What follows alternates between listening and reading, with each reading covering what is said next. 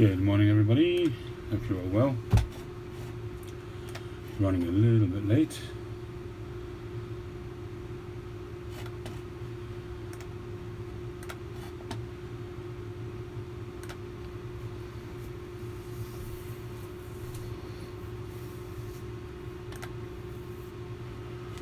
Right, see who we got here. Good evening, Maui. Good evening, John. Good evening, Daniel. How is everybody doing? Maui, I finally got your parcel off. I'll send you the tracking information. Went off on Friday, yesterday.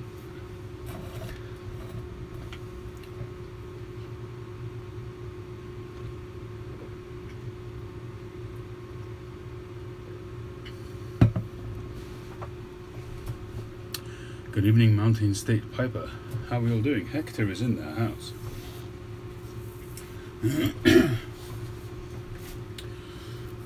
Whew. Well, the reason why I'm late is because I'd made a start on a pipe and it was kind of at a crucial stage and I didn't want to stop. And it's a shape I've never done before. I'll show you that in a sec. Hi Daniel, the Regent's Flake I haven't yet tried. I'm going to do a first impressions of it at some point. Oh, I have tried. Hold on, it's open. I can't keep track. I'm trying to remember if I did a first impressions. I can't remember. Many of you guys probably remember better than me. I may well have done this in one of the morning drives. Not sure. But it was this one, I think, from Maui that I've been promising to do. And I haven't yet done. Maybe I'll crack that tonight. I did that last week. Thank you, John. As I was saying in my video, I think it was on Friday, the amount of videos I put out, it's really hard to keep track of it all.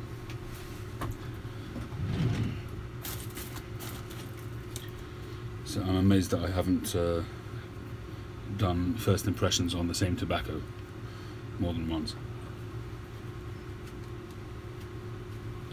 I have done second impressions, but realizing that it was a second impressions as opposed to forgetting that I'd already done a first impressions.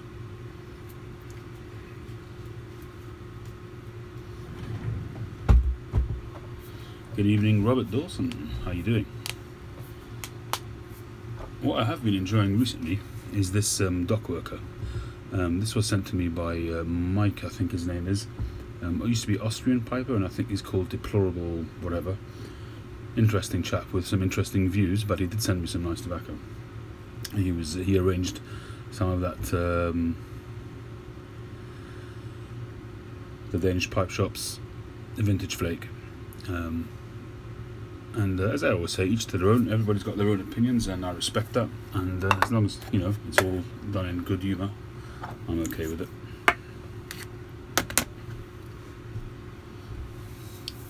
Well, interesting that you should say that, Daniel. This is one such tobacco. I probably did enjoy it last time. I don't remember, but I certainly am enjoying it a lot more. I smoked it again whenever I did the video about it. It was either Friday or Thursday, and I've been smoking it quite a bit since then, so I have been enjoying it. This is HU tobacco. I believe, yeah, HU tobacco. It says it right there, up there. And I must say, HU do make some good quality tobacco. Certainly the tobacco is good quality. Let's not go there, Hector. Let's not go there. I know that, as I say, you can be very controversial. But let's not... yeah. Anyway.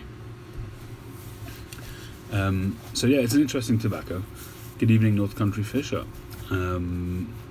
So Hector sent me a bunch of HU tobacco a few months back, and I've kind of been dipping into the which one? Where is it?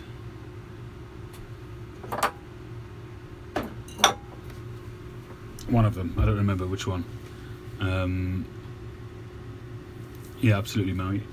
Which one is it called now? I don't remember. But anyway, one of them I've been dipping into quite a bit. But I think they need some time in the jar, so I'm just kind of letting them do their thing, and hopefully we'll revisit those in the fullness of time. Anyway, so let me show you the pipe that I've been working on, and then perhaps we'll crack this tin.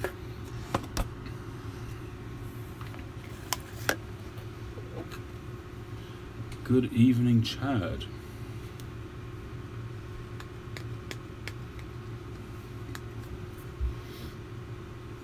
So this is in very raw state. I'm still in the shaping stage, but it's the reason why I'm late tonight. So this it's supposed to end up as a squash tomato. So we shall see if it actually does. I've got some sand pits here that I've got to deal with, so I may well do a partial rustication here in the middle. We'll see how it goes. It depends on the grain as well. There's a little bit of bird's eye there, as you can see. You can see that bird's eye there. And on this side, a bit more flame grainy kind of stuff on that side. And I'm not sure what's at the bottom yet. I think it's a combination of different grains, and it's why I went for this shape, because I wouldn't have been able to make best use of any straight grain or anything like that. So this is going to be a bit of a hodgepodge in terms of grain, probably. We'll see how it goes when I get to a slightly smoother stage. And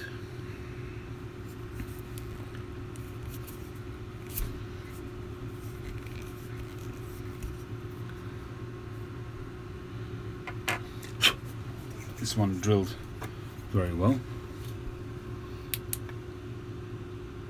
It's got a nice, going to have a nice open draw. Got to clean all that up, of course. Squat tomato, exactly. That's what I was going for, Daniel. I called it a squash tomato, but you can call it a squat tomato. Call it whatever you want. And for me, this is really about shaping. It's not really it's probably not gonna have the best grain for a squash tomato.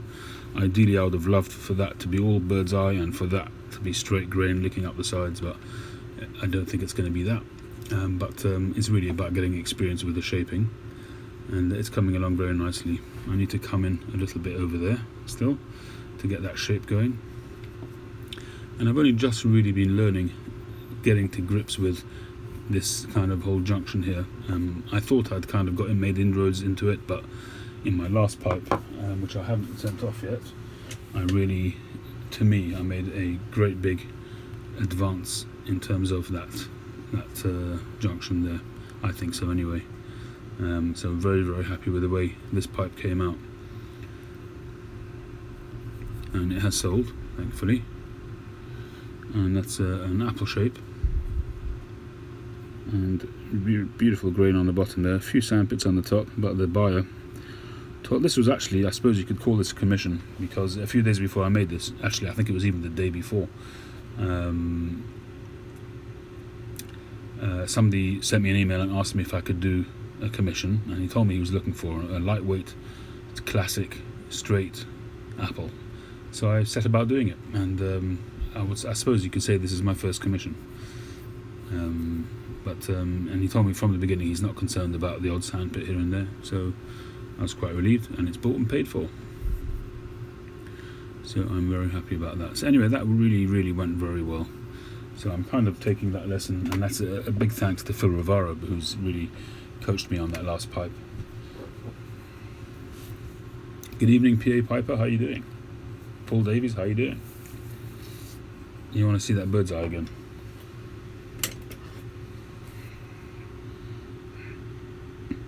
It's got a really nice bird's eye structure, and that grain really just shoots off really nicely. Were it not for these little bits of sand pits, this would have been really something stunning.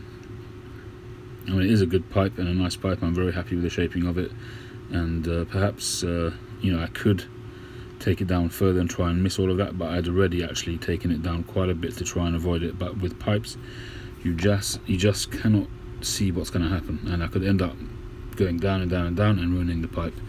And because the guy had said he wasn't too concerned, I just left it there. But very, very happy with how it turned out.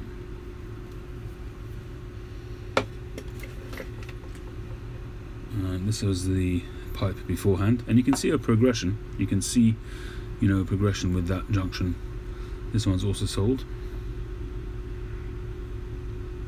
This one I did a bit of a contrast grain, and you can see the bird's eye here are really quite small, but still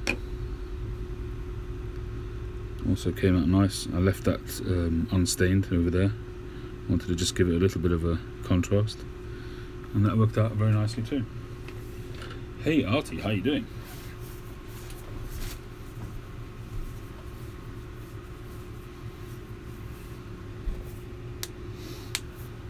Well, Daniel, it really depends on how the grain looks once I get to.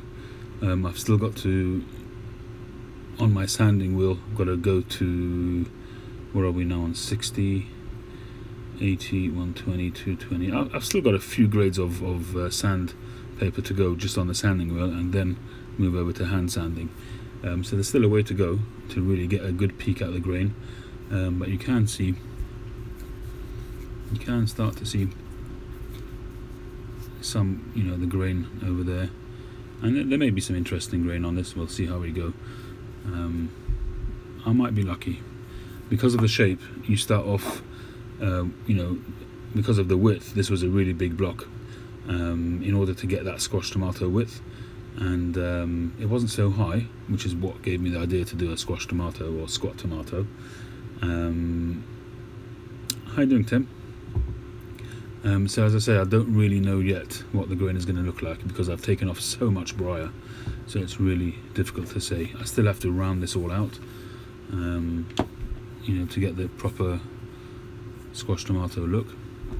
And this here, as I say, this I've still got to sort that out. Probably have to go a bit deeper, maybe rusticate a little bit. We'll see how we go. But there is some nice grain there. I've also got to be careful to keep this shank area roughly the shape that it is now. If I sand it too much, I'm going to lose this edge, which I've had on one of my other pipes before. That problem. At the moment it's all nice and even. I'm going to make sure that thickness stays the same. If I catch it by mistake, I'm done, and I've messed it up because I haven't cut the edge of the stem here to make it a flush mount. I've left it rounded to be a countersunk mount, so I can't afford. I suppose I could make a new stem for it, but I don't really want to, obviously.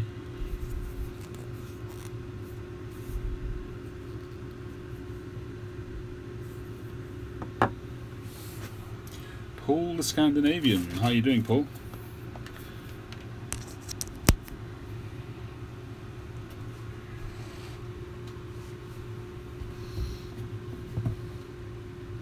Did somebody say Mike? Who's here? Hey Mike, how you doing? If I cut a sharper angle on the rim, it could be a squat bulldog. Yeah, but I'm gonna stick with what I'd originally intended, which was a squat tomato. I'm gonna round it off, and we'll see how we go. I don't want to. If I cut that at an angle, yeah, I suppose a bulldog would be a more popular shape, but I don't have experience with bulldog shapes yet, and I'd rather practice on a standard bulldog before I start making fancy ones like that. So for now, I'm going to stick to the original shape. Still plenty of sort of shaping and balancing to do to get the balance right. That's got to come in a little bit there. Anyway, so that's why I was late tonight anyway. Thanks, Mr. Meyer.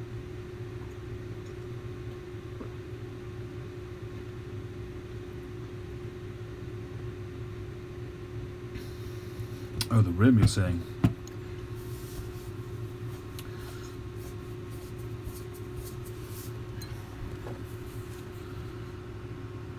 You mean to have a sharper angle going down there? Yeah, okay.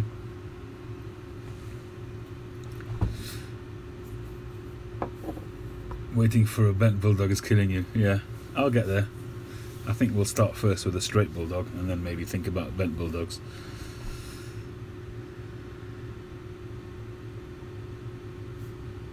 Seriously, Artie? Come on, I've got to finish the pipe.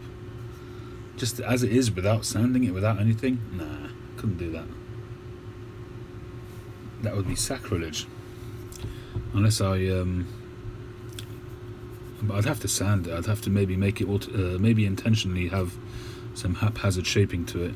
But as it is like that, I just don't think I could let it go like that.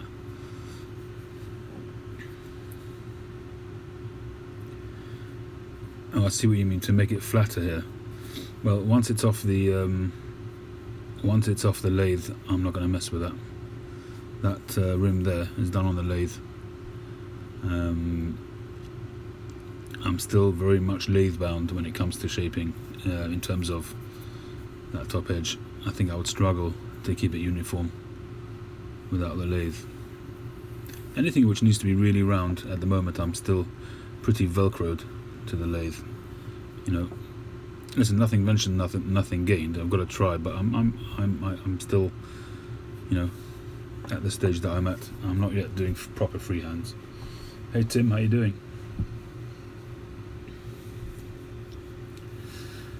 It's not a French wheel as such. It's something similar. It's a usual. It's just a basic pad which goes into the end of the drill with a Velcro with a 5-inch sanding disc. So essentially, it's this very similar. It just doesn't have the edge which a French disc has, a French wheel has. And that's something which I would really like to get. I keep going on to. Hi Damon. I keep going on to Vermont Freehand site, and looking at the various French wheels that he's got. The ones from Jeff Grasick and the other metal one. That metal one looks so gorgeous. Just to look at it, the machining on it, the milling on it, just looks fantastic. But number one, I can't afford it, and number two, I'd need a motor and all of that kind of setup, which I don't have. I have a motor which has got a pigtail post on it, and it's I thought I'd be able to take it off, but I can't. It seems it's somehow fitted in a way that it can't be taken off. So I'd have to invest in another motor, and one day I will do that. I do have to do that. I really know that.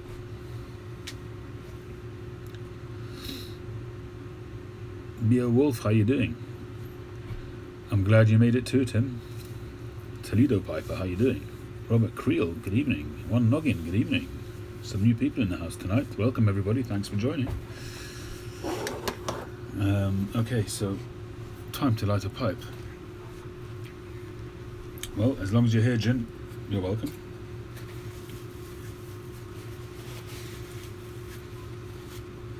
So, One Noggin, are you related to Four Noggin?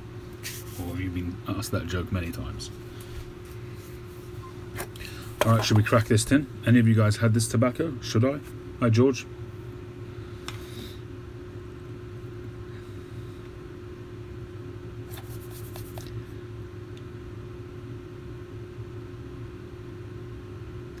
Maui, have you had this stuff?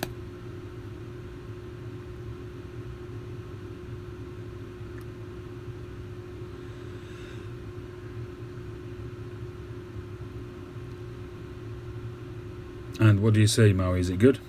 Is it what you'd expect it to be?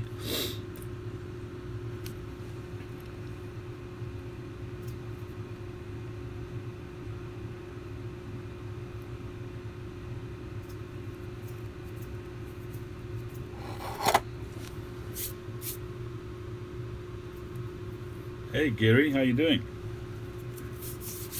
Well, so far I've got to be honest with you, the small batches that I've had from Cornell and Deal have really not struck a chord with me. I've found them, to me, I've found that they've used it in a way to make a really spicy tobacco, very peppery, and so far the ones that I've tried have been just not my palate, to my preference. But this one, hopefully, we'll see if that changes it. So what it says, it seems so obvious. A line of limited run small batch blends as a means to show off some old recipe. I forget that. A blend of the finest North Carolina grown Reg Virginia, harvested in 2015. Our Carolina Red Flake is a tribute to the old belt plucked straight from Carolina soil. These top-tier Virginias were all grown, thrashed, blended, pressed, and then lovingly sliced and tinned right here in the heart of Old tobacco country. Sweet, tangy, and spicy Carolina Red Flake is both surprisingly straightforward and pleasantly complex. Okay, you'll find it's rich, deep, and earthy, with undertones of dried cranberries, orchard grass, and citrus. Ooh. I think I do have another tin, so I'm not too worried about starting it, because if I really love it, I'll smoke it sparingly and let the other one stew for a while.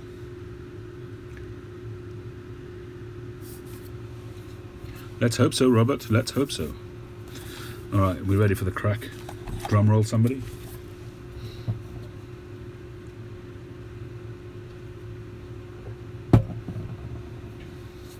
Hey, Cal Delta. Well, C and D GLPs, same kind of thing as far as I'm concerned. Oh, well, that was a bit of an anticlimax. You know, the McClellan tins, when you pop them, they always cracked with a crack.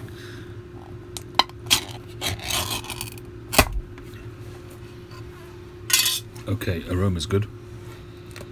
Very, very plummy, fruity. The aroma is good. So we're starting well. I hate these multi-layered, stupid cardboard doodahs. Presentation is good. All bodes well. All bodes well. There's Mickey Mouse of the tobacco world. Hello.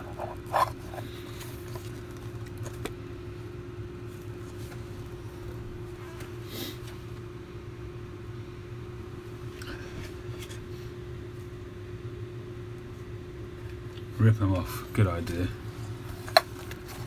Ow! Ooh!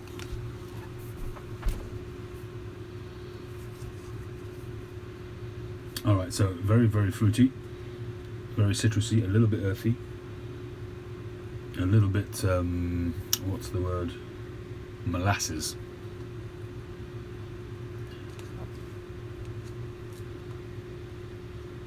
And there's a little bit of a sugary sweetness there as well. Excuse me while I blow my own horn.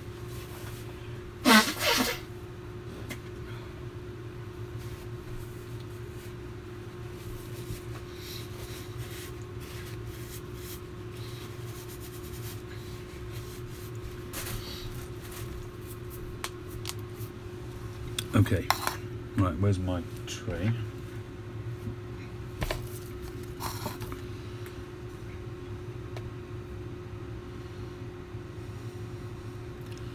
I was smoking this earlier on. This is the one that I cracked the shank.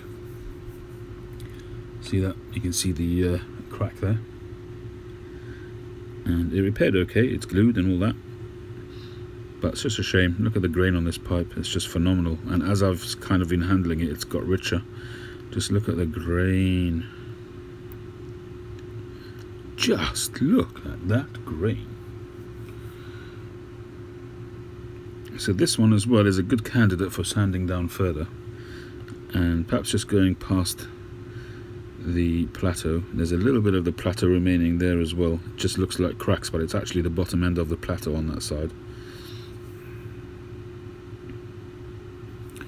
But I think maybe just best left alone.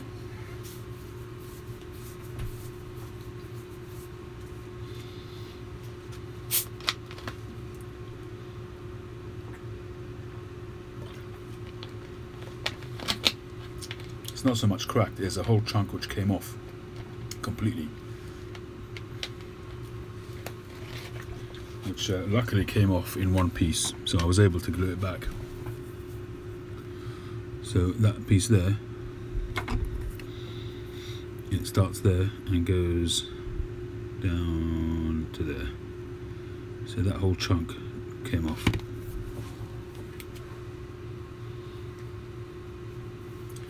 But as I say, thankfully,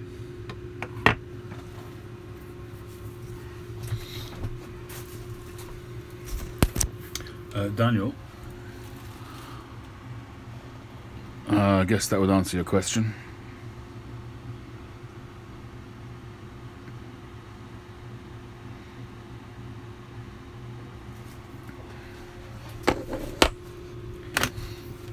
Hello, hello, hello.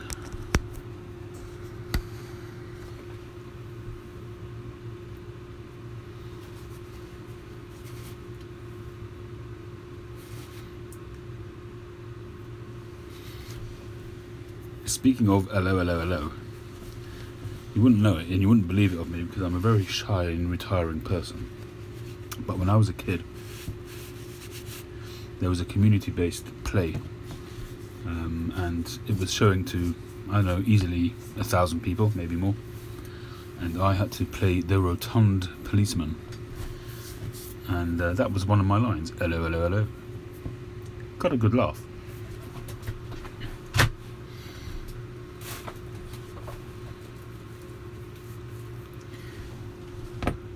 Que la pipa canto al humidor.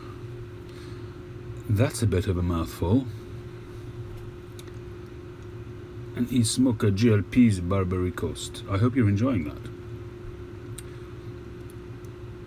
Yeah, Giri, we all say that. We want to smoke what we have in the jars before opening a new tin. I can't see myself ever being able to do that.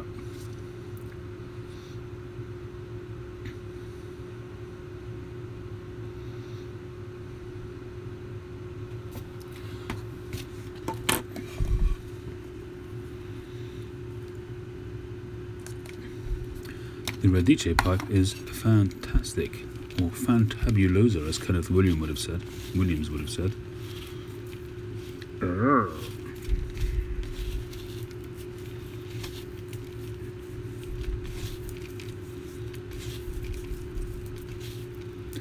Thank you, Maui. We shall soon see.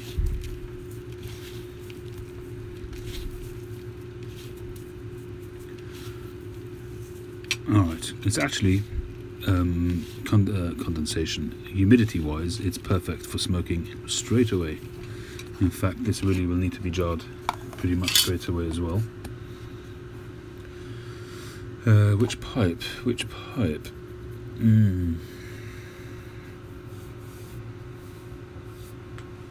Absolutely anything or absolutely fabulous.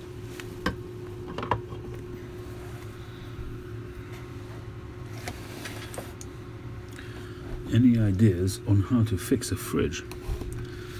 Well, it depends what's wrong with it, I guess. You were a Hershey bar. Bittersweet, what?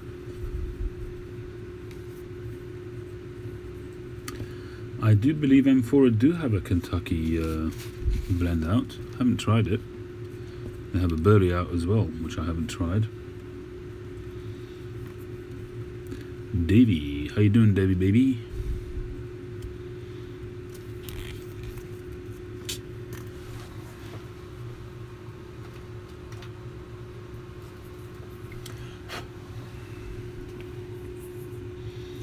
You a milky Chad, okay. A milky boy kid.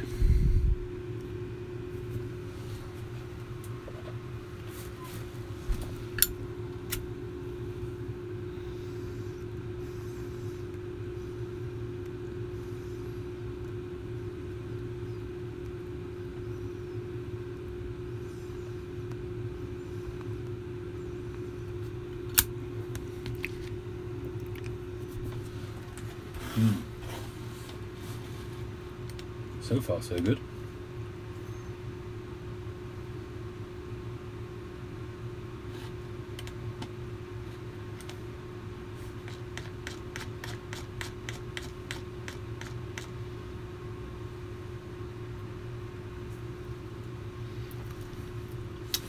If any of you guys are in the market for a new pipe and you like Stanwell pipes of the year, and especially older ones made in Denmark, Danish Pipe Shop has got a few in at the moment from a collector. I'm not in the market at the moment, otherwise I would have snapped them up. But they've got one from 2005, so that's going to be from Denmark. The current batches are all made in Italy, so the ones from Denmark are much more prized, and the price reflects that. 186 euros. That's a lovely looking sort of apple kind of thing. And then you've got another 2009, which is 207 euros. But they're all, and there's another one there for 138, which is 2012, which is probably not from Denmark. It's probably Italian. But these two here, the price reflects them, but they're both fantastic looking pipes. So if you're in the market, go snap them up.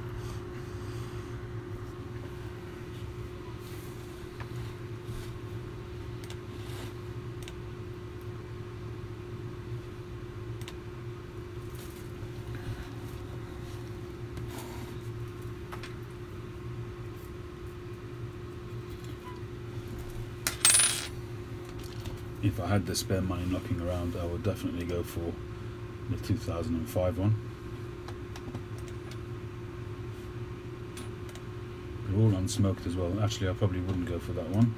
I'd probably go for the 2009.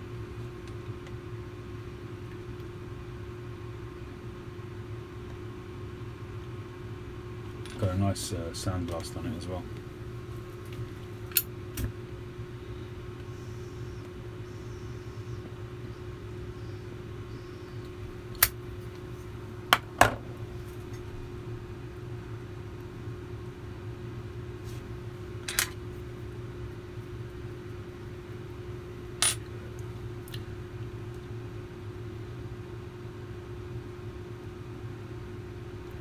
Hi Smurf and Nelly, thanks for coming back.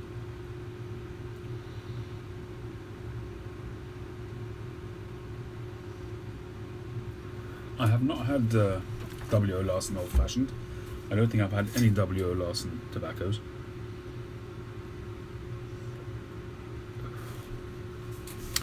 Yes, I did make this pipe, and this gorgeous little pipe features in a video, a full-length video of me making this pipe, which is about an hour long, and the various ups and downs that I had whilst making this pipe.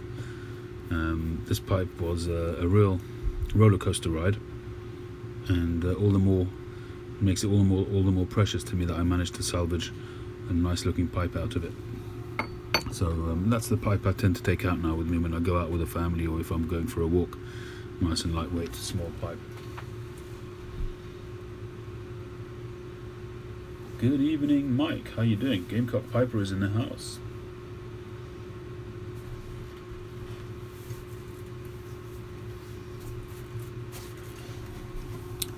I can't remember what this was originally supposed to be shape-wise.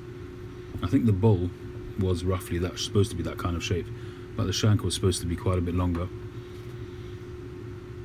and I ended up having to trim it way down because I lost concentration in the middle of making it.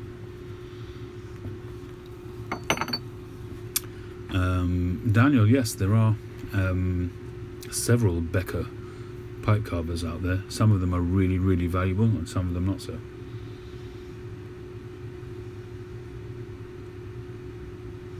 I have tried some JF Germain's medium flake there, Damon. It's been a while, so I don't remember what it's like. I do have some in one of my jars, and I think I have a tin in my cellar. I think the tin in my cellar is actually a vintage tin.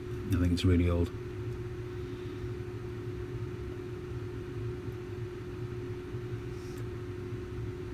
What are you grinning there, Mike? Hope it's not your wife.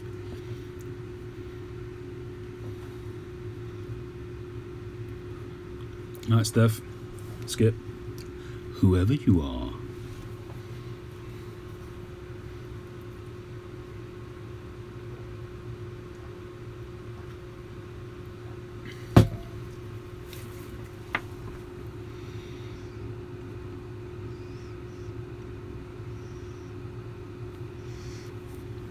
Actually, so far so good with this blend. For a change, it's not super peppery and super spicy. It is really what it says on the tin. It's quite straightforward, but at the same time, which is, I didn't actually understand it when I read it. I thought it was contradictory, but you can just go for it and without too much concentration and go for that straightforward Virginia flavor. But if you sort of settle with it and relax and focus on it, you do get a little bit of a malty sweetness coming through. At the same time, you've got the upper end citrus notes, so it's actually got quite a bit going on, but really just a very early impression, and smoking it whilst talking, so I can't focus on it too much, but it's a nice little blend. Why it would be called small batch, that I don't know, but we'll see as we get down the bowl. But to me, it's a Virginia like many other Virginias out there so far. This is Red Flake, Mike. The San Sepolcro I did not enjoy.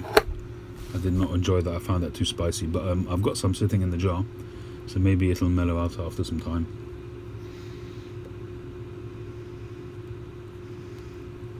It is tangy, Maui, but I find the tanginess is actually very well balanced together with the malty sweetness so far anyway. Good night, Mr. Meyer. Thanks for joining.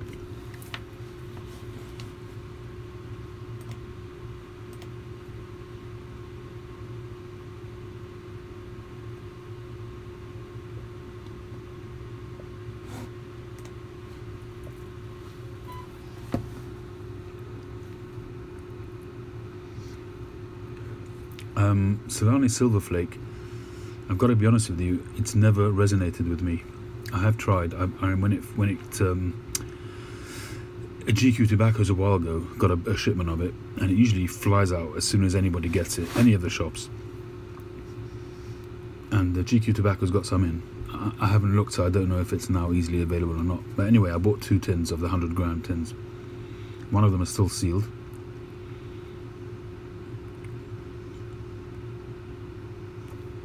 Actually, I tell a lie. I think I sent the sealed tin away. I think I've sent it to somebody. So I've got what's left of it in a jar. But I couldn't get the Kentucky in it. To me, it was just smooth, really, really smooth and soft blend with not much going on it. That was just, to me.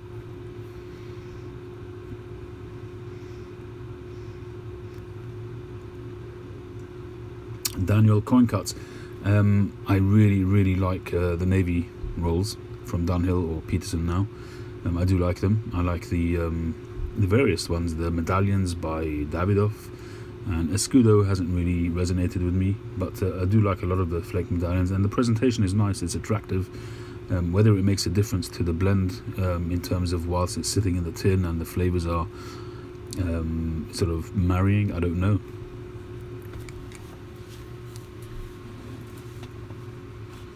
Good evening, Luke Risner, Cincinnati Piper.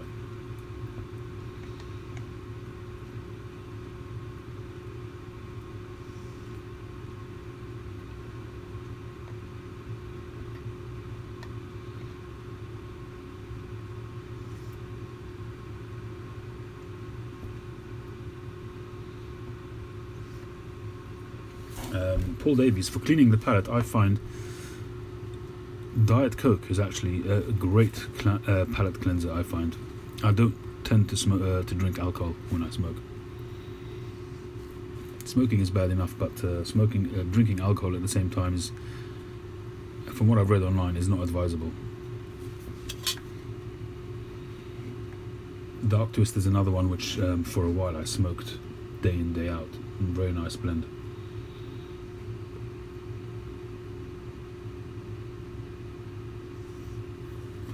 I saw the thumbnail and the picture on IG of Tim's new pipe, but I haven't seen the video yet.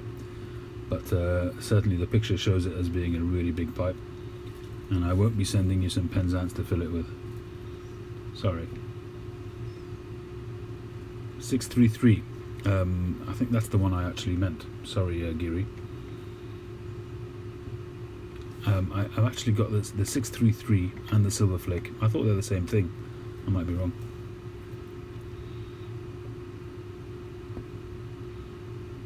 Solani White and Black is very nice, actually.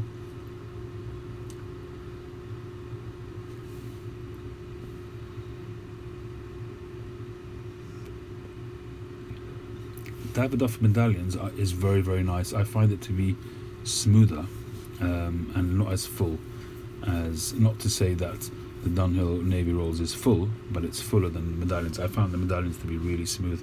Very nice, very tasty, but just smoother. I've heard a lot of people say that the Savinelli 140 was very spicy. I've not tried it, but if it's anything like San Sepolcro, then I won't be chasing that one.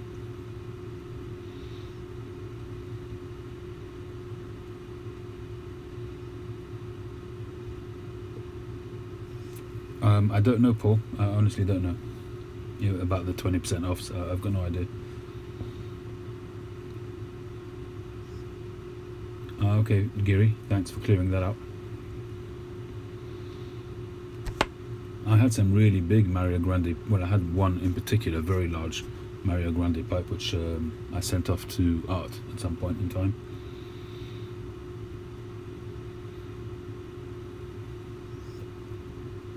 You can't put. Wow, that sounds really big.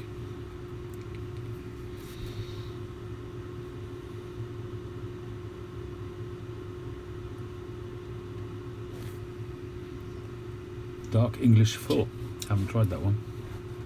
Kinjiro, how you doing?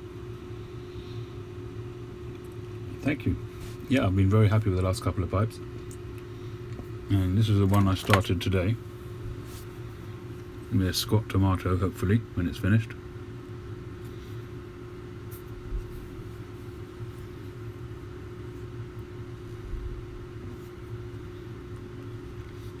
that made me an offer, and he said I should send it to him as it is. He said he would buy it off me. He likes the way it looks.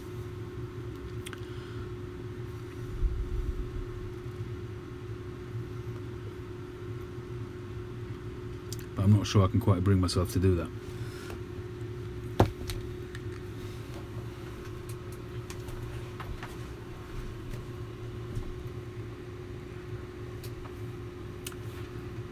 North Country Fisher, you cynical person, you.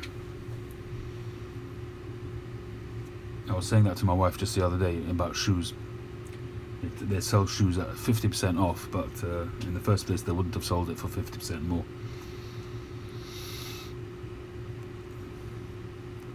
What got me into pipe making, Paul? Well,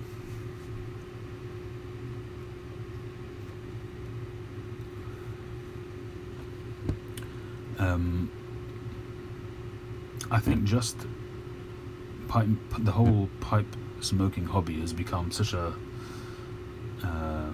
integral part of my life from when I started smoking my first pipe. And many times when I've had interests in my life in the past, I tend to go all in.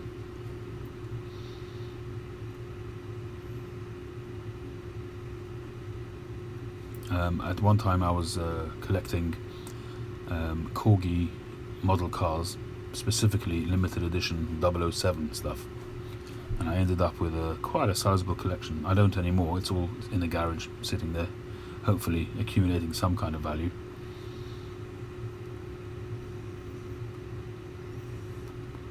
But it's not high value stuff, but just something I enjoyed doing. But that tends to be when I get passionate about something, I tend to really go for it.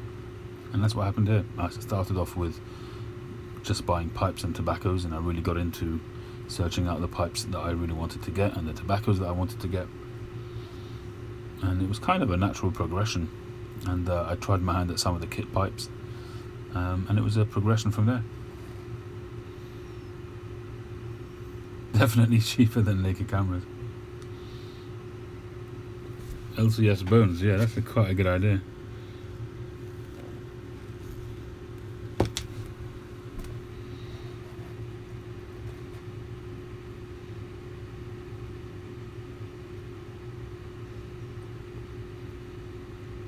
Your green and red, what?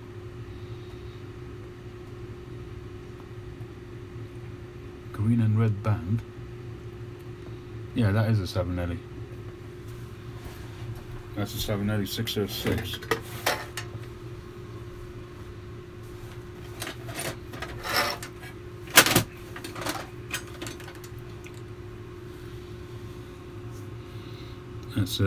That's the second pipe I ever bought, and just for sentimental reasons I'll probably never sell this pipe.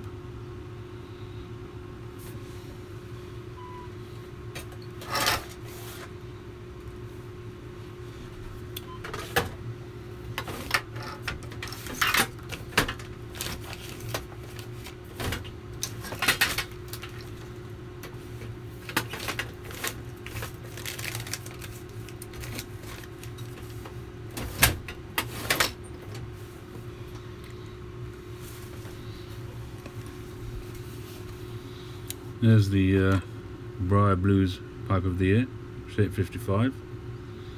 I have not smoked it yet.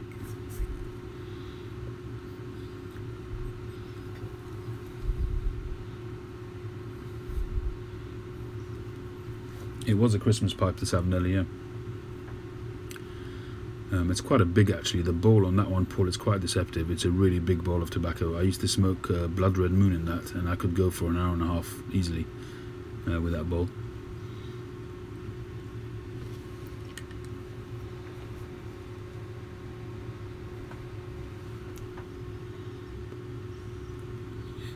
Hey Mel, how you doing? So it's really shaped very, very well, and I like this dark contrast, which is why I went for this one. Great price, 9mm.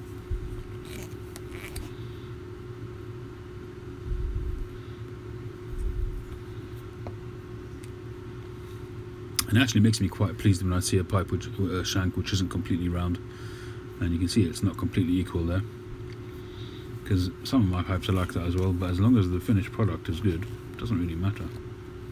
As long as the line here is seamless, you know, unless you're anal about your pipes, or you're selling them for £1,000 or something, but otherwise.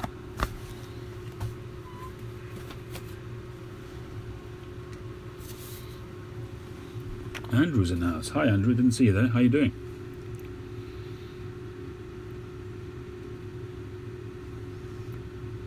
Ooh, the Shape 55 that I made, Daniel, was nothing like that pipe.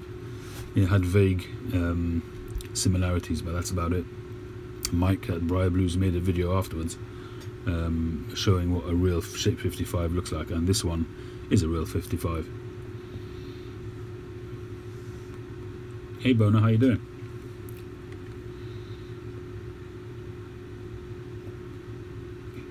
How's it going, Hector?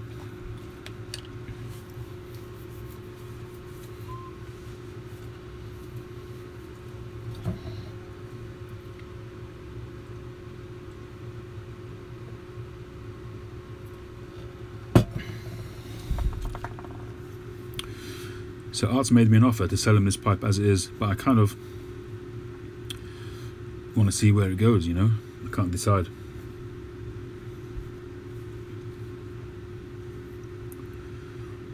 One part of me says, bird in the hand, you know, and got an offer on the table, take it. And the other, and I might risk messing this pipe up if I don't, and get nothing out of it. It's always a risk, but yeah, can't decide. We'll see.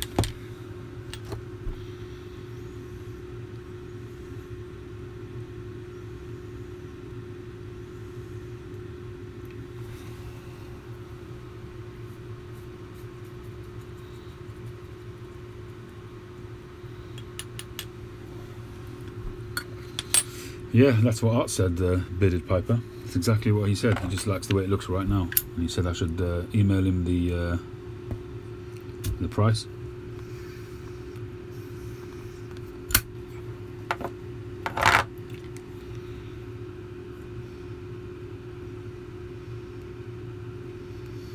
Hey Mon Claude.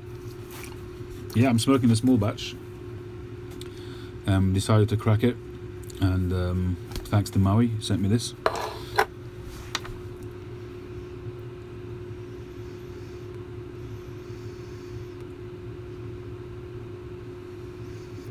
It's actually really nice. As I said before, you could smoke it very straightforward without too much attention to it, but you could actually analyze it a bit more and get a lot more out of this blend. It's got a really nice retrohale. It adds a nice sort of searing blast through your nostrils.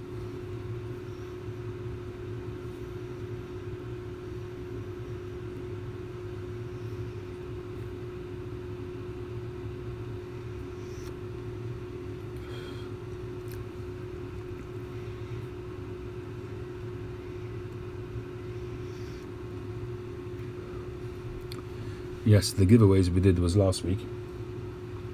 I sent out a batch of packages on Friday, but I haven't sent out the giveaway prizes yet. Now, hopefully I'll do that next week.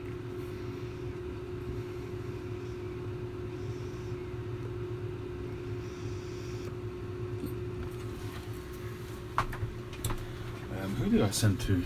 There was one that went to Maui, one that went to Josh. Don't remember who the third one was. Oh right, the third one went to Singapore. Probably my most prolific pipe buyer so far, and sent him another 2 pipes.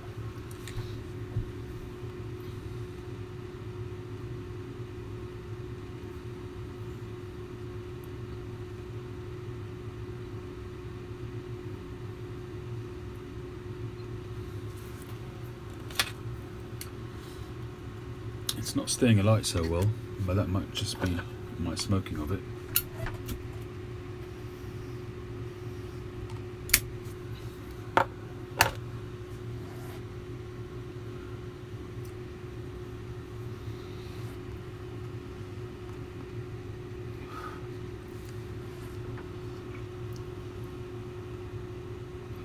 I have a standard international price which I charge for shipping, which is it's usually £12.50 or £13.50 for shipping internationally to anywhere in the world, and in the UK I charge £7.50.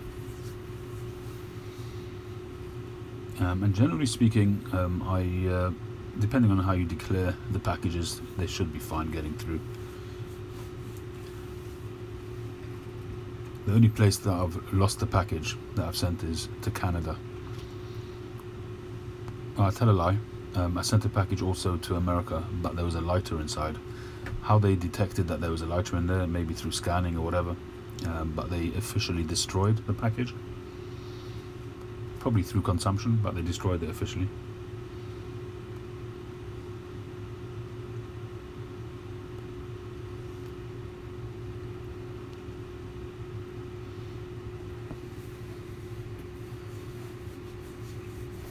Yeah, I mean, I've smoked a couple of the Peterson Dunhills, and they just taste like fresh versions of Dunhill.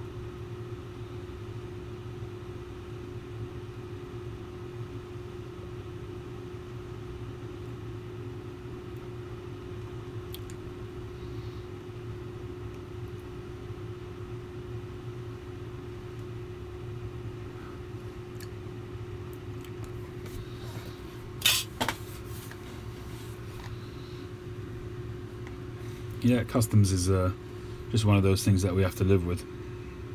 No idea what happens if we or when we Brexit. If we end up with a customs union, at least that's something. I don't know why they're so passionate about having a complete cliff edge or hard edge, whatever you want to call it, Brexit with no relationship whatsoever. Don't get that.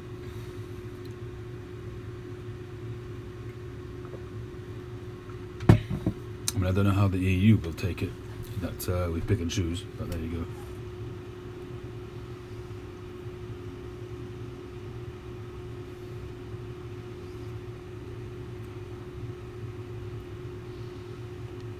Well, Daniel, in terms of other tobaccos, I do it all the time. I'm forever mixing stuff up, but I just haven't made a one that I've stuck to in terms of a regular blend like London Fog. But I'm forever mixing stuff up, trying it out in my pipe,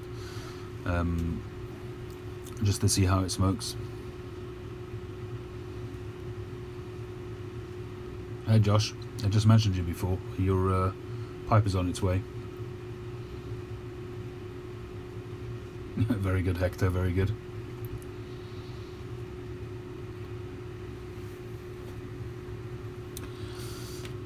This is a squat tomato in the making, which I started earlier. It's still in the rough shaping stage. I've already had an offer of purchase as it is. Art wants it as it is. And I can't decide if I should bring this pipe to completion or just give it to him as it is or sell it to him as it is. I was reading today Rick Newcomb's book, In Search of Pipe Dreams, and he was talking to Jess Konowitz, and one of the things that he says always is that the customer is always right. If the customer gets what he wants, at the end of the day, you've got to cater for your customer.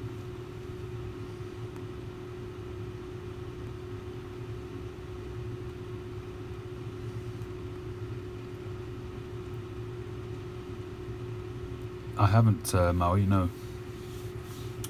I've never tried whole leaf. Somebody on the White PC did do some, I think it was, I can't remember his name now.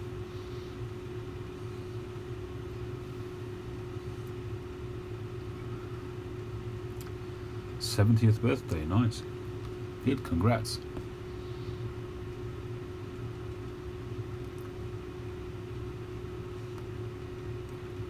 What, they do whole leaf smoking pipes?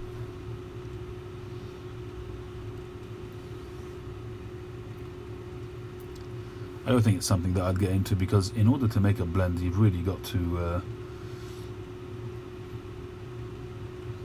understand the different leaves, the different places where they're grown, growing methods, all of that kind of stuff to get flavors. I think that's stage far too far for me.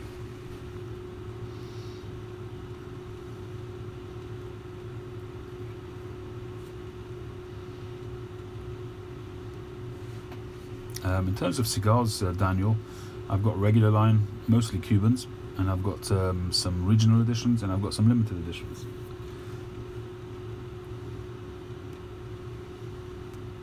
I haven't really been growing my cigar collection at all because I'm not smoking them as much, too expensive, and I'm kind of officially listening to the wife and cutting down a bit on cigars.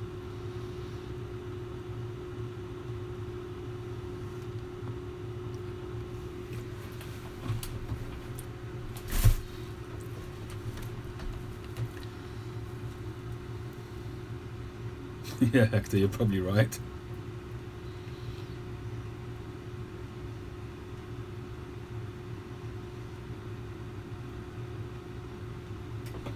Maybe one day I will try it out. I'll have to get some of that tobacco.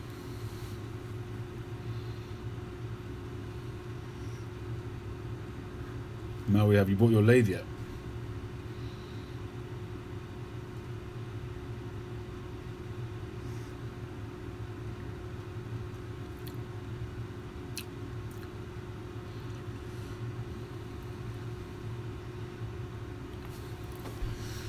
This tobacco is actually really nice, but it's not something that necessarily I would run after. Who knows what it would be like in a few years? It might be absolutely phenomenal.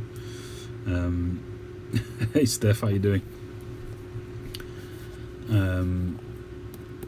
But to be honest, if I had to sort of pinpoint a straight-ish in Virginia, I would be looking at Orlik Golden Sliced, despite the fact that it may be slightly aromatic. And good night, Paul. Thanks for joining. And also the Vintage Flake from Danish Pipe Shop, my own blend. I think it's a fantastic blend. I think they're both great. Orlik Golden Sliced and Vintage Flake, really two very, very nice Virginia blends.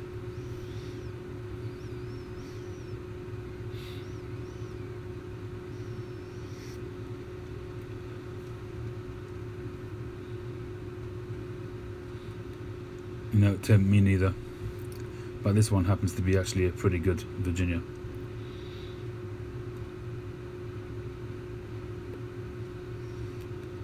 And Fora Virginia is also a good call. I've kind of made that call before. I've kind of shouted out about its quality. And Fora Virginia's, I think it's made by McBaron, if I'm not mistaken. It might be Scandinavian, but I think it's McBaron. But the quality of the leaf is fantastic. It's like a broken flake, just short of being a ribbon, but the quality is there and it's really sweet. Obviously it's topped, I'm sure it's got a lot of sweetener in there, but it's really, really good. Cheers, Paul, thanks a lot.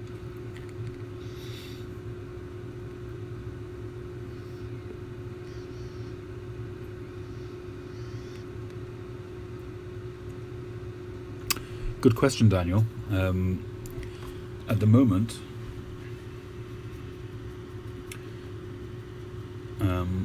I'd go with Northwoods. The 1820 flake just hasn't matured enough for me.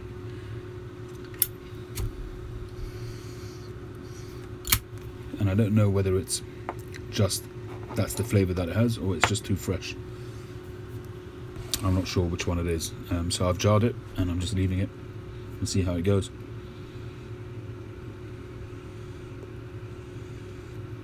Three Nuns, I find it to be quite a punchy vapor. If I remember correctly, it's a vapor which, the way I've described it in the past is it's a blend which makes my mouth water. And I find it to be very flavourful, quite peppery. But I find it to be a little bit on the rich side for me. I enjoy it, but not as an all-day smoke.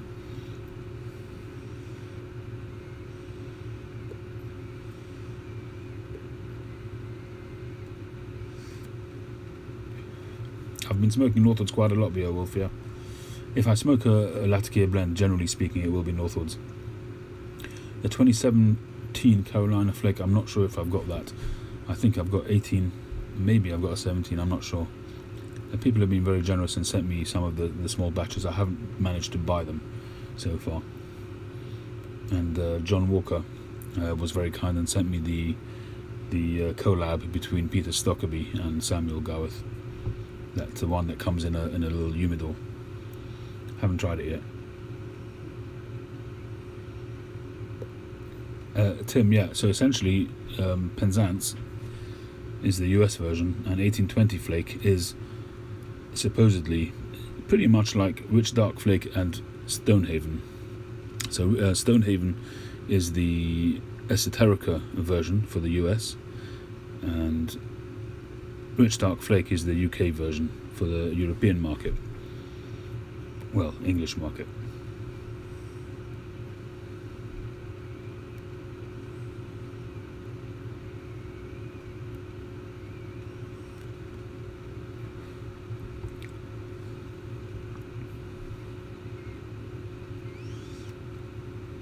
Bruno is I think it's a slight Lakeland. I have tried it a couple of times and just really never got it. I just really didn't get a real sense of the flavour.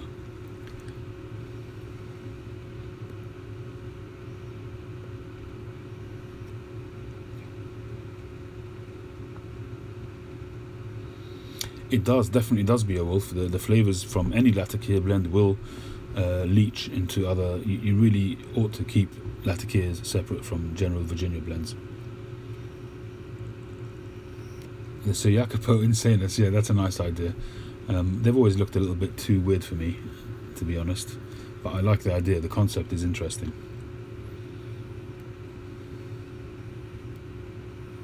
I do believe it is a Lakeland, maybe a very light Lakeland, Tim, but I do believe it is.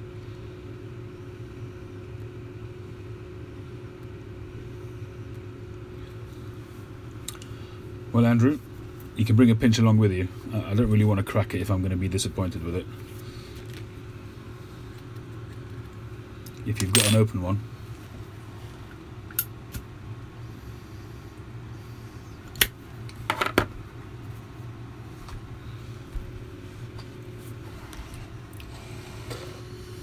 Cult Blood Red Moon. I have a few tins of it, but you can't buy it here. Good night, Maui. Thanks very much, and I'll send you the tracking info. Hopefully it'll get to you in quicker time than the last package.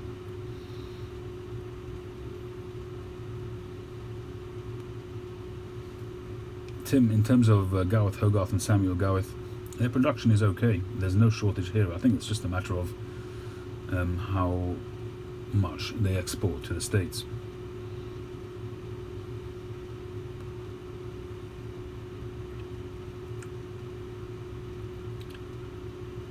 Yeah, absolutely, One Noggin. Definitely, our tastes change all the time.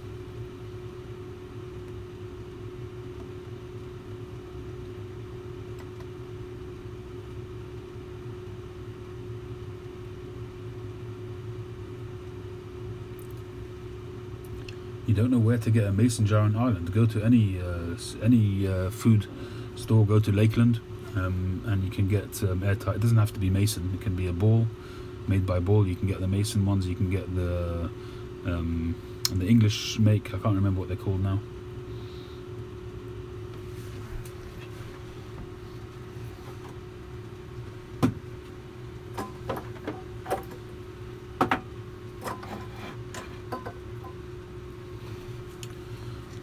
This is an English one. Kilner do the airtight ones.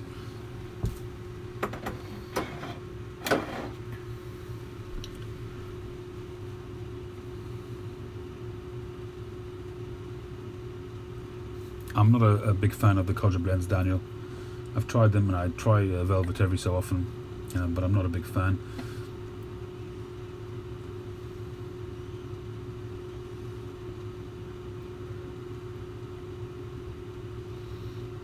Am I a Scotch drinker, Mountain State Piper? I wouldn't say I'm a Scotch drinker. I do enjoy it from time to time, but I'm not an avid Scotch drinker. My brother is a huge Scotch fan. He's got quite a collection.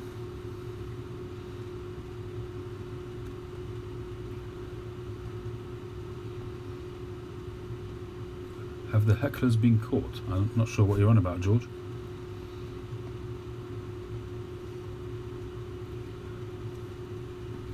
Count Basingstoke, if you're ordering, I would suggest that you go to, I'm not sure which sites have the Cult Blood Red Moon, but go to either Four Noggins, Boswell's, or Cuppa Joe's, and just let them know in an email that you're ordering and that you're from the UK, and they should package the package accordingly, and they'll understand.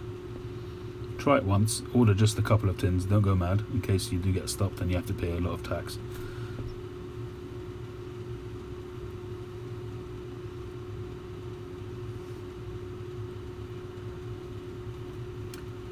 Magician Piper, he's on IG mostly. He's posting on IG all the time. Kilner, yeah. What's the most popular tobacco blend in the UK? Probably something like Simruno, actually. Well, certainly one of the most popular blends. Good night, Mel. Very good, Hector. Have them free at the Freemason Lodge. I'm a little bit behind on the messages. I'm getting through them.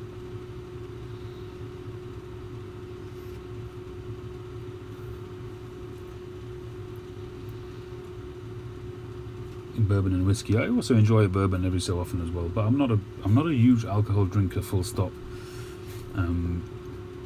I like to just taste it a little bit, but I'm not a big. I don't go in for the buzz that people get from alcohol. It just doesn't work for me. Beardbeard's got a few health issues going on. He does post every so often on Facebook. He's just recently had some testing done and he's waiting for some results. So definitely thoughts going out to him. Hopefully he's alright. Talking about Lagavulin or whatever one you're talking about, I do enjoy Tamnavulin, which is a nice smooth whiskey.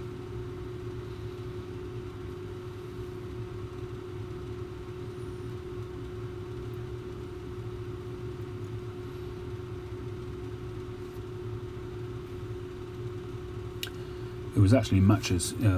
He was suffering big time from trolls, and he was having. I was on there. He did a live. I think it was on Thanksgiving. Could it be, or Halloween maybe? And he had something like over 100 people on. And when you got, I'm struggling, not struggling, but I'm finding it difficult keeping up here with 45, 50 people. He had more than double that, and he has 2 or 3 trolls on there, and they were hogging the conversation. And I just couldn't keep up with the conversation, so I tuned out. It was just getting too frustrating. So he put out a request for people to sort of monitor the channel and block those.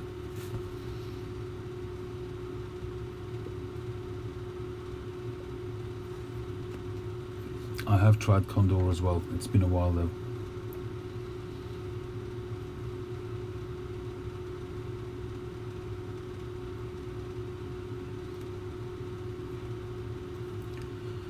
Triple Maduro. I don't think I've had that one, and there was a time when I was buying Camacho cigars quite a lot. If you remember, before I moved on to 9mm pipes, I was smoking cigars pretty much all the time. And at that time I was smoking Camachos. I don't remember which colour. They came out with so many colours at that time, I couldn't keep track of it. But I did enjoy them, the ones that I'd had. But the Triple Maduro sounds like it would hit you hard.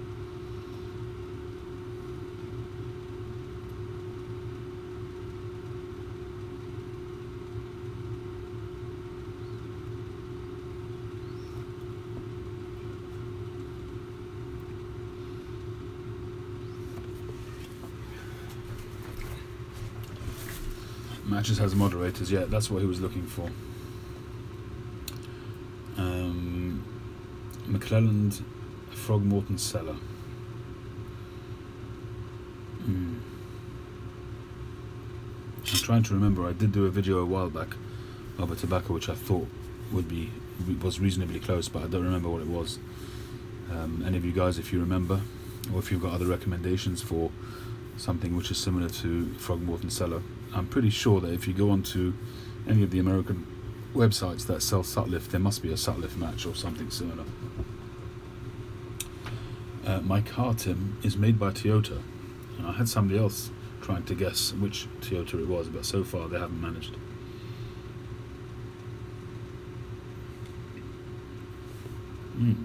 Glen Moray sounds good.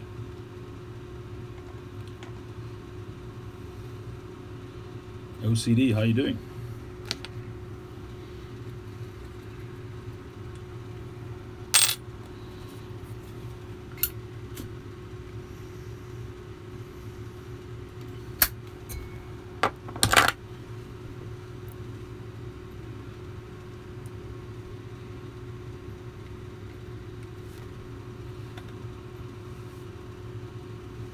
Yeah, for sure. Beard's got some nice content. Very relaxing to watch his videos.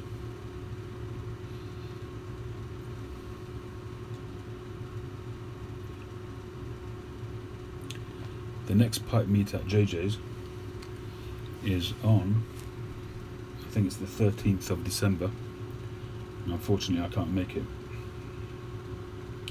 It's on the 10th of December, but I think I have a wedding on that day that I'm working at, so I probably can't make it. I do need to confirm that booking actually.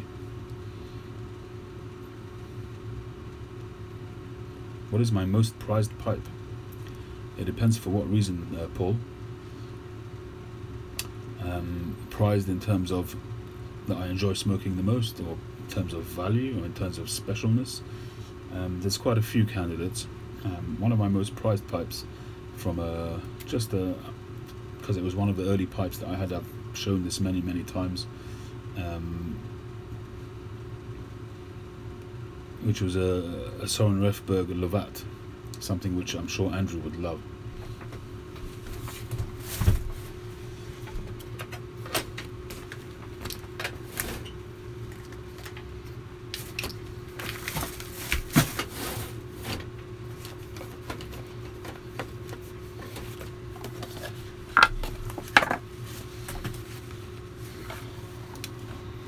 This is one of my most prized pipes, which sadly I can't smoke because I can't put a filter in it.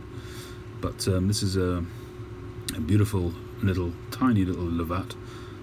He called it a semi-Lovat when it was on sale. Bought it at the Danish Pipe Shop probably about 4 years ago now. And I still hope one day to be able to smoke it, to find a blend that I could smoke in it. If at a pinch I could probably smoke a Latakia blend. But there you go, that's one of my most prized pipes. And I must be honest that as I'm the one I'm smoking now, I smoke an awful lot and I really enjoy smoking it. But would I run into a fire to save it? Probably not. I don't know. I don't really know in terms of, if that was the question, you could only save one pipe, which one would it be? I don't know if I could answer that question.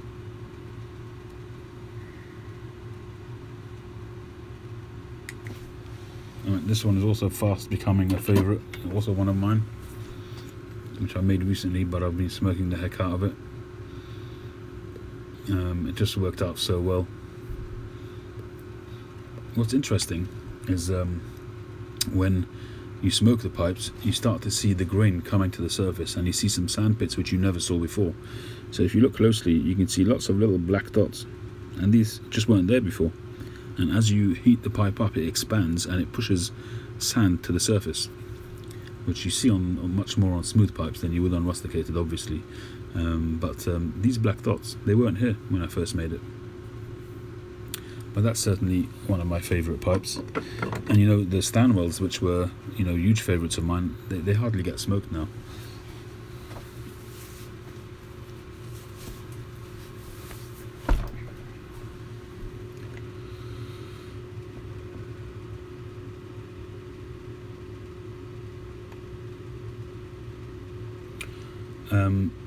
Well, it was, when it was sold, it was called a semi-Lovat, whatever that means, hectare. That was the title of the sale at the time. But yeah, I hear where you're coming from on that. Well, I was Count Basingstoke. First of all, can I assume that you're in Basingstoke?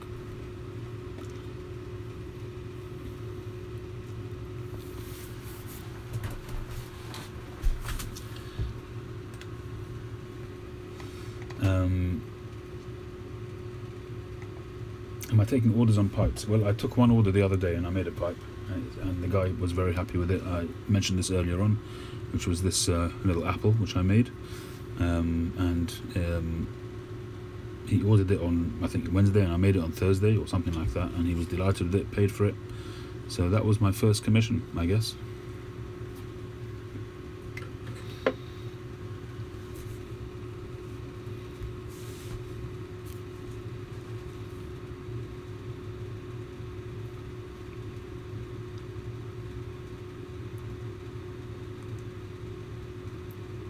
How you doing, Jeffrey? Oh, nice OCD, I'm pleased. The Helix. This is the Northern Briars Helix. I first saw this pipe, well, actually Tim was the one who first introduced me to Helix, which was in the 2017 Nottingham Pipe Show, which I couldn't make.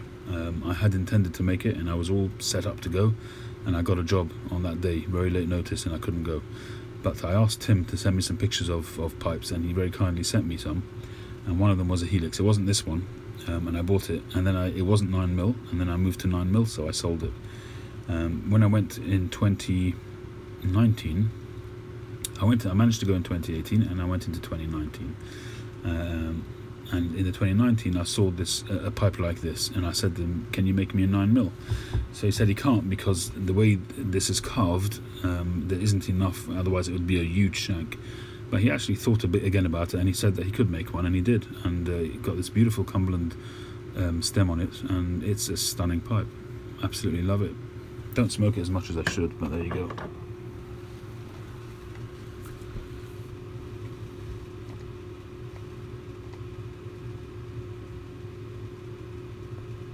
Stanwell Spigot.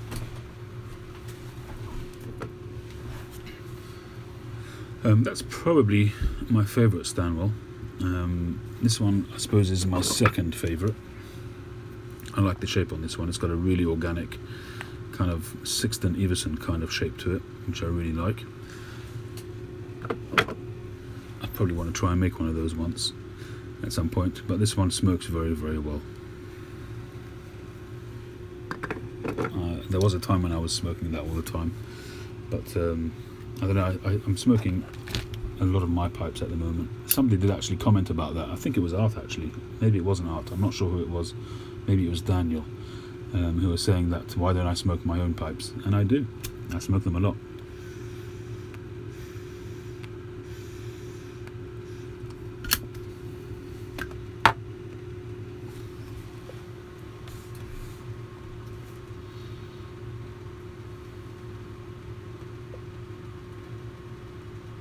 Was that you, Tim, who bought that pipe? I forget. It was you, wasn't it?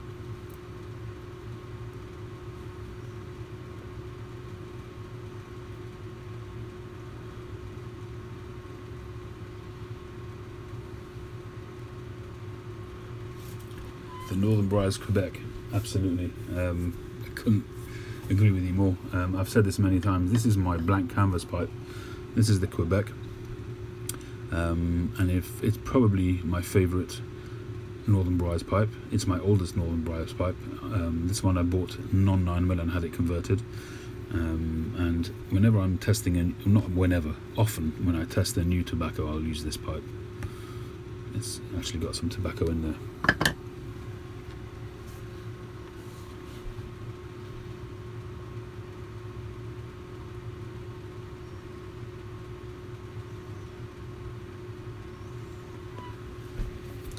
I don't think I've ever reamed one of my pipes. I've never got to that stage as yet. I'm not a smoker that smokes the pipes day after day, and they've all got a nice little coating, and they're fine. Some of them might have got up to about 1 millimeter, if that, but none of them have really got any thick cake on there that need reaming.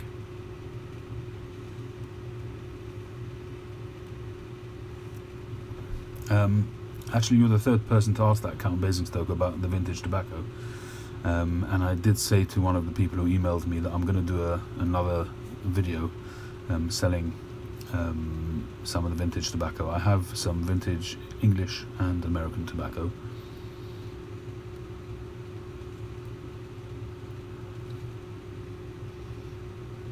So I do need to do another video. I was just conscious of the fact that I think people got a little bit fed up of my sale videos, but I've actually got a whole bag of pipes as well, which I've cleaned and polished, ready for selling. So I'm going to be doing a couple of videos selling pipes and tobacco fairly soon when I get around to it. Basically, in terms of the pipes, there's a lot of pipes which, because I'm making my own pipes, I'm smoking my own pipes, there's a lot of pipes which are just not getting smoked anymore, and I don't believe in sitting on pipes just for the sake of it. So a lot of them will be going up for sale.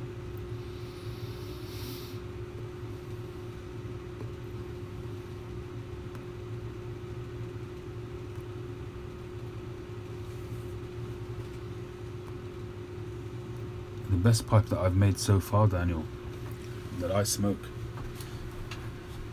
Oh, the best pipe that I've made so far, full stop. Well, I'll say that there's two candidates for that. One is the one that I just showed you, which is this one. And although it's not the most adventurous looking, it's a classic shape. But I feel in terms of implementation, it's probably the best pipe I've ever made. Because keeping to the classic lines is a challenge. When you're doing a freehand pipe, it's freehand, you know, whatever the shape turns out, that's the shape. It doesn't really matter what it is. So the challenge is much less, although finishing it nicely and, you know, something like this and making it look like a nice pipe is also a challenge. But in terms of the shape, you know, you can just go with the flow. But in terms of classics, this one, I think I'm really happy with the way that worked out. It's I think it's the best pipe I've made so far.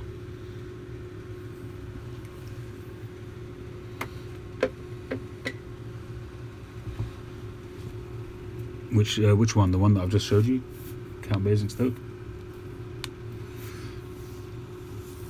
Well, in terms of my pricing, when I do the videos, I don't generally put prices on them, but at the moment, for most, it's not cast in stone, but for most of my smooth pipes, I'm charging £150.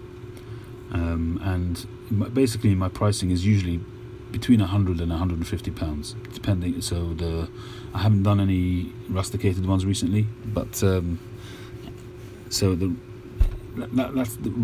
currently that's roughly my pricing. So 100 to 150, depending on the finish. And exceptional pipes, you know, I'd probably charge a bit more. So for instance, if I was selling this pipe, actually this is also a pipe which came out very well. I'm actually very happy with this pipe as well. I'll show you that in a minute. But this one obviously is a freehand. Just the plateau on this is just stunning. And I don't know, I may yet fire this one up myself. I haven't really decided. I know that it's got some lovely grain on it. Somebody has said that they want it, and if I can hang on to it, you know, whilst their funds allow, then perhaps I'll do that. But if that person comes up with the funds, then I probably will sell it. But that's a cracking pipe. I absolutely love this pipe. Some people don't get the shape and they think it looks a bit awkward, but actually I absolutely love the way this pipe came out. It's quirky, it's interesting, and I just love it. I really like it. Good night, Cal Delta, thanks for joining. But this one also, this one came out stunning. The staining on this one, the grain on it is just beautiful.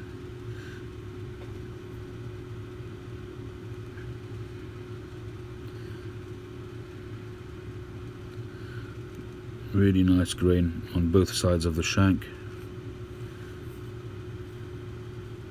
Just lovely, surreal sort of like flames. Just worked out really well. With a brighter rim, just to give it some contrast. It's got lines on it which really worked out well.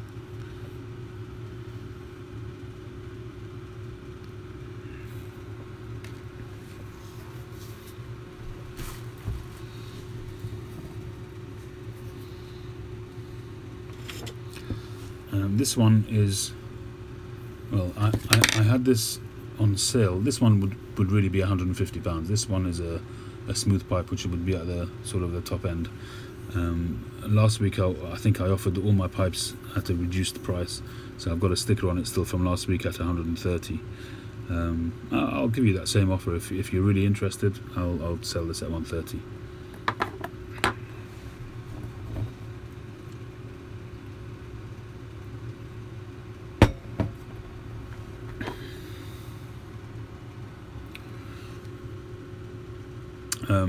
The junction on this one, yeah, you could sculpt it more, but it's actually came out as I intended it. But yeah, you go either way. I think that the shape of a pipe is really up to the carver. And I hear people talking about this junction all the time, and I've certainly developed my game on the junction. But I look at some, for instance, just take Castello for instance. Their pipes, they break all convention in terms of the shapes of their pipes, and the junction. Take the shape 55 as a classic example. The shapes they're completely their own style, and they don't follow convention. Good night, Tim.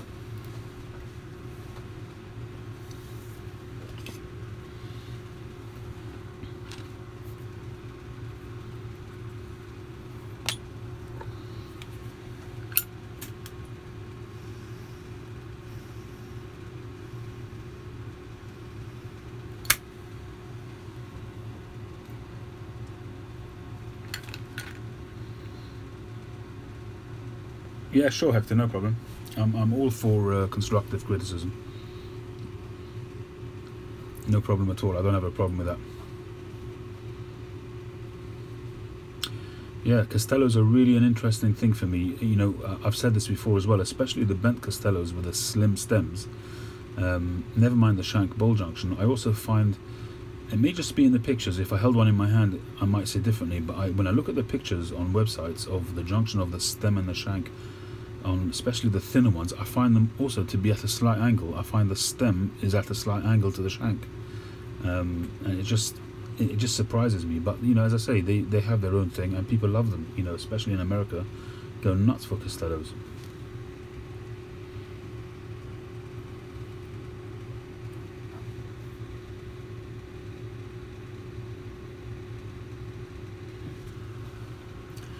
Well, they'll get me started on drillings which are off.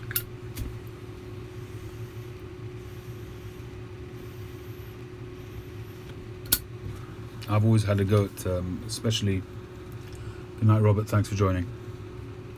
Especially straight pipes. If the drilling is off on a straight pipe, they're not really in the business of selling pipes. They shouldn't be. And I used to say that before I made pipes. But for me, the bent pipes is a big challenge to get them drilled well, and I find it a little bit more acceptable for a bent pipe to be slightly off.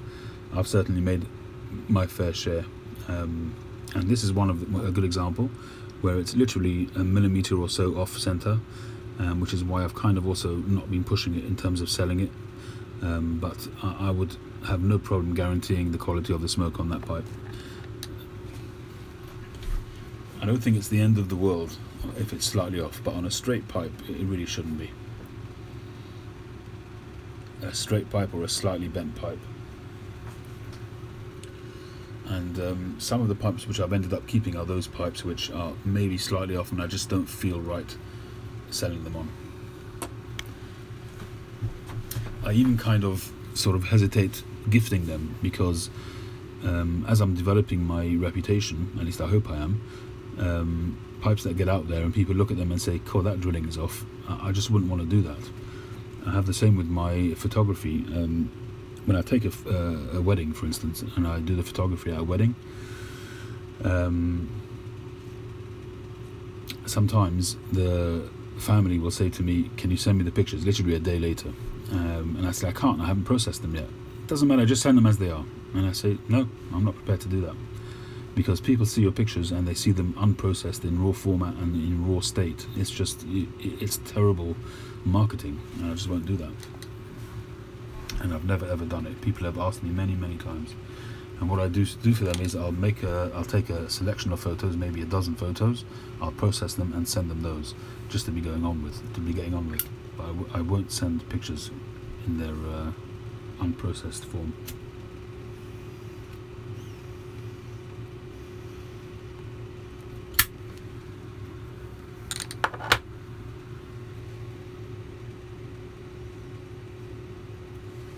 Photography, there's so many different aspects to it.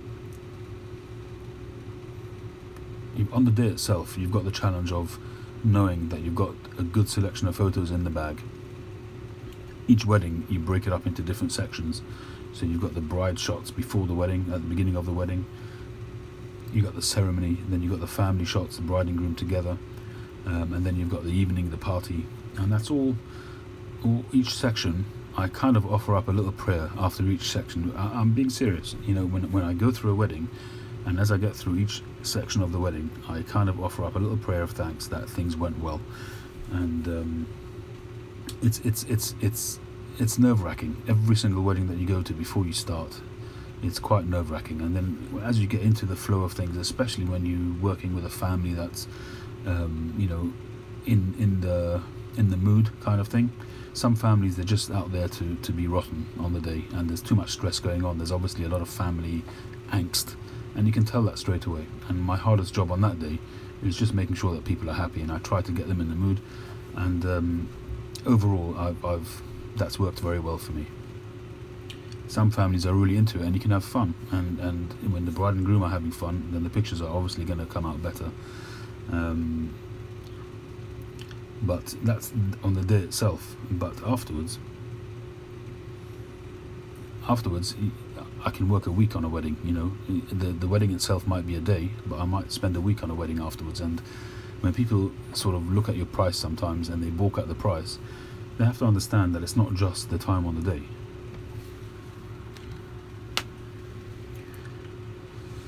Do you have to be pushy? Andrew, that doesn't work at all, in my experience. Generally speaking, if you have to be pushy, you've lost the day. It's one of the reasons why I make quite a lot of effort in meeting people before the wedding, just to break the ice, to get to know them a little bit. If you end up having to be pushy, it's very, very difficult, because you're kind of you're bucking against the mood of the day. But sometimes you do. It's true. Sometimes you do.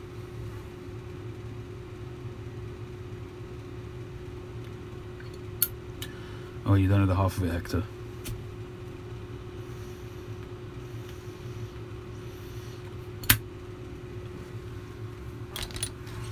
The amount of times that I've seen, when you're a photographer, you're watching people the whole day, basically.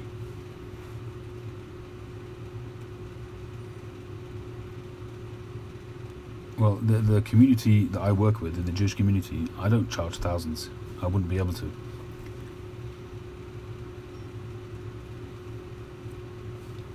My most expensive package does go up to over a couple of thousand, but on average, I would say I charge somewhere between £1,500 and £2,000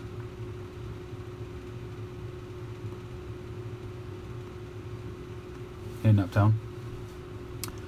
But I've had some real stinkers. I remember I had one. I think I've probably mentioned this before. I had one wedding early on in my career. Yeah, I'm just going to say that, Daniel.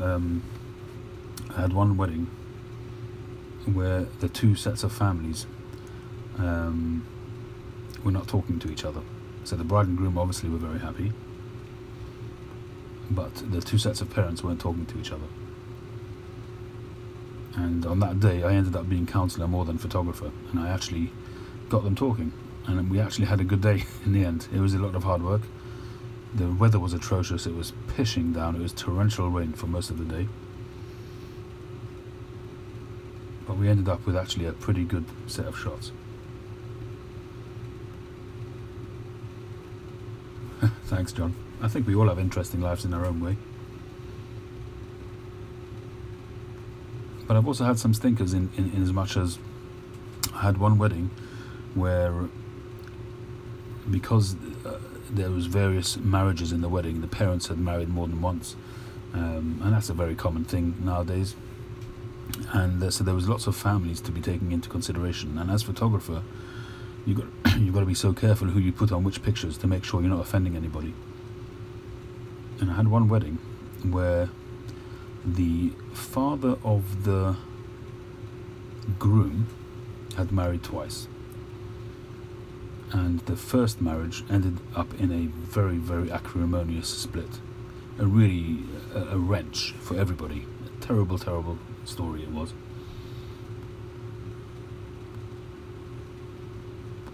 And the groom's father's second wife obviously didn't get on that well with the children from the previous marriage. And what happens is, often if there's a lot of stress between the families, the photographer becomes the butt of that stress. So they can't in public sort of be dissing each other and fighting with each other. So they end up taking out the stress on the photographer, just for the sake of it, because they have to lash out at somebody. And I had this woman, the second wife of the father of the groom, and she was basically picking on everything that I did. Every pose that I did, she said, no, do it like this and do it like that. And I usually just sort of water off a duck's back, and I'll say, okay, we'll do it that way, we'll do it this way as well, and we'll do it that way, but generally speaking, it's okay. But what I find sometimes really sad is that when you see a young couple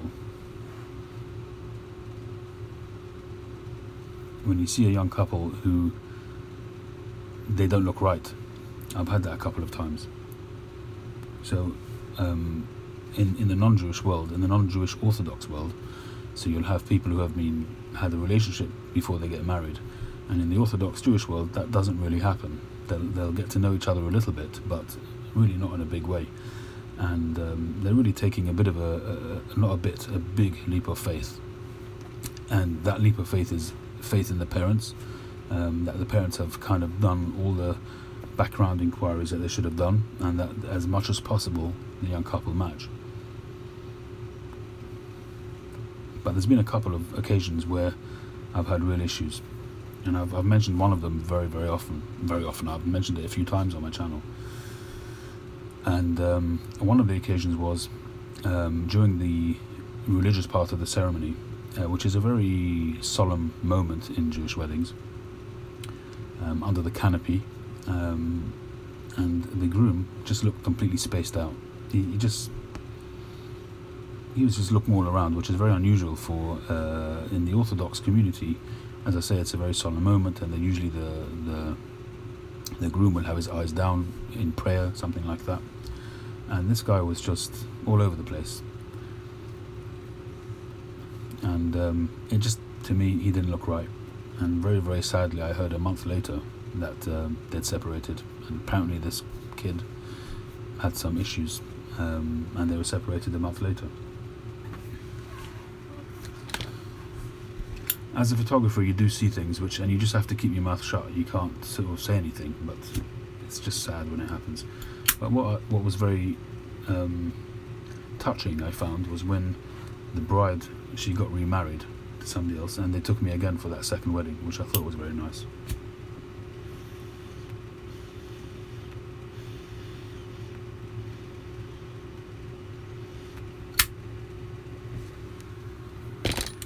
I have done photography at a couple of funerals, but they were from very sort of leading lights in the community.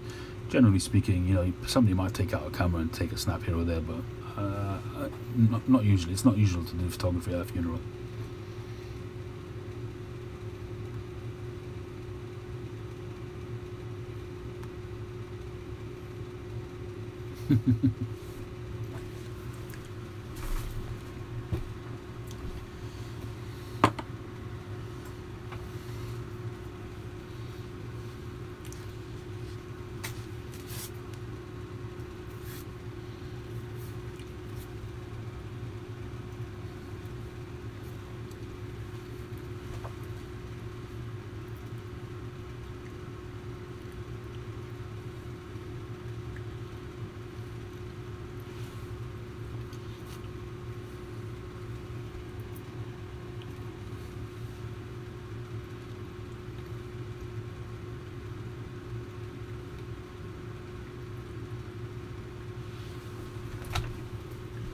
You can choose your friends but not your family, isn't that right?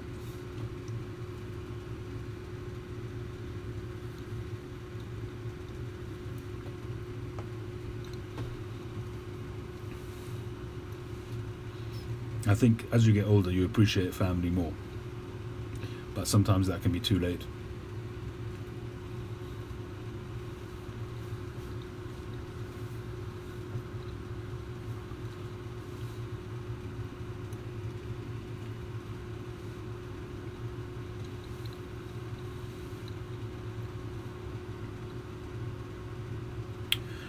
Daniel, I'm probably not going to light up a different tobacco tonight. I'm going to just finish off this bowl. It's still going. I put more tobacco in than I usually do. I usually only put in about half a bowl, but I've probably filled it about 3/4 full.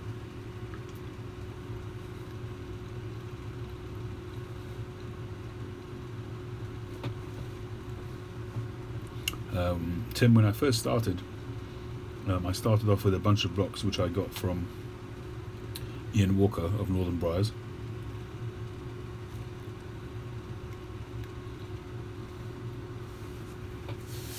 But I also get some from Greece, some from Italy.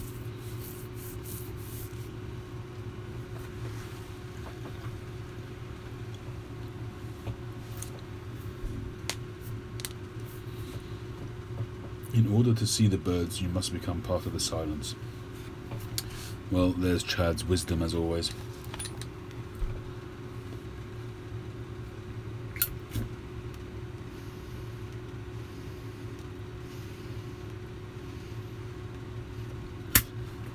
When you're doing photography, especially at a wedding,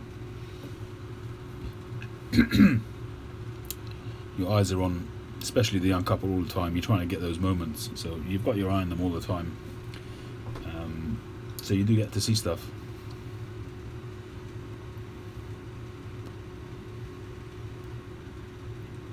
Well, Tim, I have had a good fortune with the briar. In the beginning I didn't. In the beginning I had a lot of briar which was useless. But the way it's just about, when I first start off with a block, I'll sand the block down a little bit on all sides to get a feel for the grain, and then I'll draw a shape on the block to try and make the best out of that grain. And it helps that the vast majority of my blocks are plateau blocks, so therefore you've got so usually the plateau, so the shape of this block would have been something like that, like a sort of going down there. So if you've got plateau, then generally speaking you'll have straight grain. These nodules here are the end of the grain, and that goes through. So in some blocks that straight grain won't follow through, and it will just spread out and become flame grain, or it'll just become haphazard, and you won't know that until you cut the block. But you can get an idea of what the grain is doing when you sand it on all sides. You wet it to let the grain show through, and you can get an idea. You drill it accordingly, you draw your shape and you drill it. Unless you're sort of more advanced than you do freehand, then before you've even drilled it you're getting the best out of the block. I'm not at that stage. Hey Jeff, how you doing? Long time no see.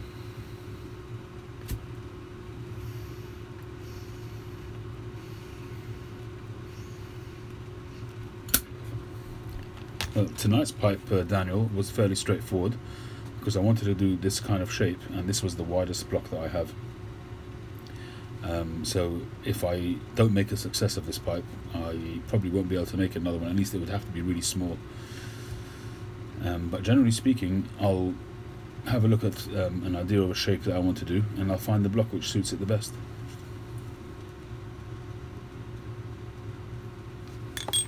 Yeah, this is a pipe that I started earlier this evening, M Cigar, and it's still in the rough stage, and I'm still toying with the idea of an offer I've received to sell it as it is. I can't make my mind up.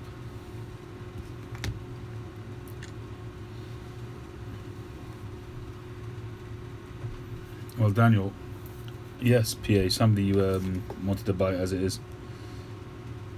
He's offered to buy it as it is. Good night, Hector. Thanks for joining.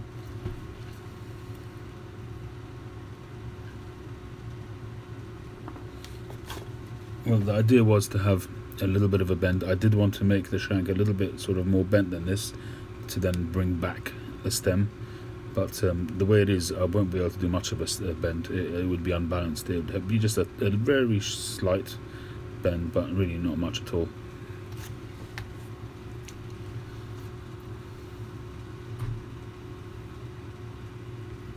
Good night, Camp Basingstoke. Thanks for joining.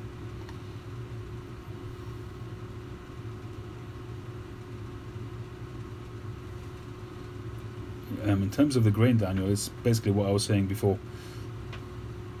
You just have to sand the block down, wet it so you see the shape of the grain. You can't guarantee that it's going to follow through inside the block, but you can get an idea at least that way.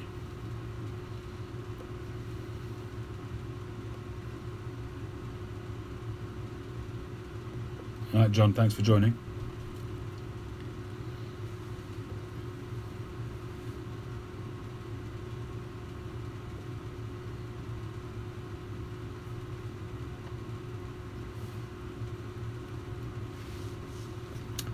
So Daniel, like I said, you can't know for sure, but you can get an idea, and then you take it from there. You hope for the best. Good night, OCD. All the best. I think this is an opportune moment to say goodnight to everybody. I think I'll call it a day, or a night, or a morning. Hi, Matthew. Well, it's still in a very rough stage, but hopefully it will be a nice pipe if I complete it.